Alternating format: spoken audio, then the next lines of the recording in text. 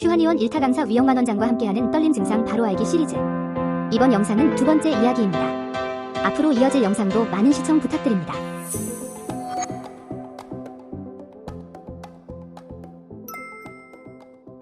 근데 본태성은 사라지지는 않아요.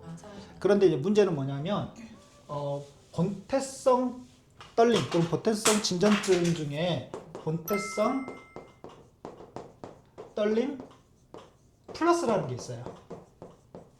이게 뭐냐면 플러스 된 건데 이게 뭐냐면 본태성 떨림인데 약간은 파킨슨 환자라든지 약간 뇌 퇴행으로 인한 증상들이 살짝 보이는 경우예요.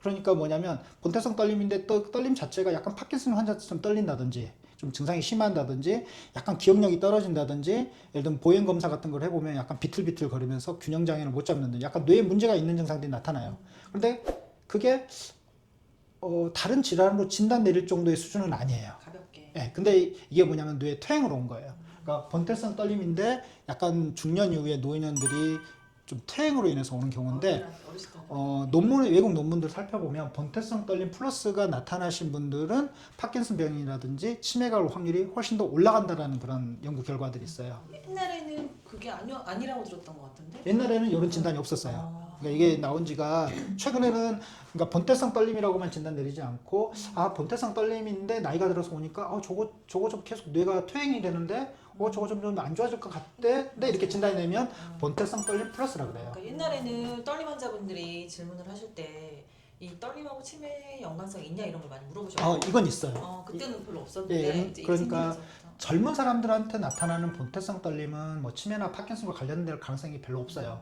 그런데 이제 60대나 70대에 나타나신 분들의 그런 본태성 떨림은 있어요.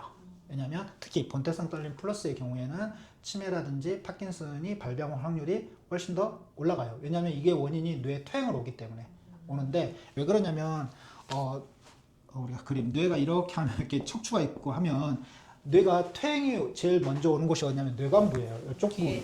여기서부터 퇴행이 시작이 돼요. 그런데 이 퇴행이 밑으로 가신 분들이 있고 위로 가신 분들이 있고 그래요. 그 상황에 따라서.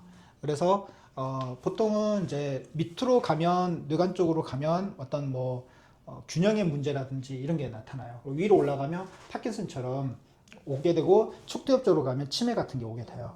그래서 어쨌든 이 부위부터 퇴행이 오는데 여기 이쪽의 뇌관 부위에서 그 영역이 떨림을 조절해주는 뇌 영역이 여기에 있어요.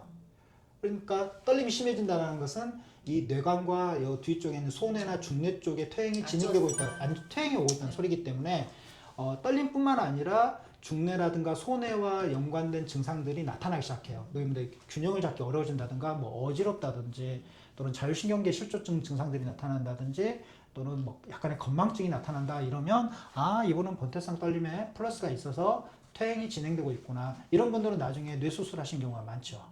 그래서 뇌신부 자극술 같은 걸 하시게 되는데 어쨌든 이때 좀 미리 예방을 하시는 게 상당히 좀 중요해요.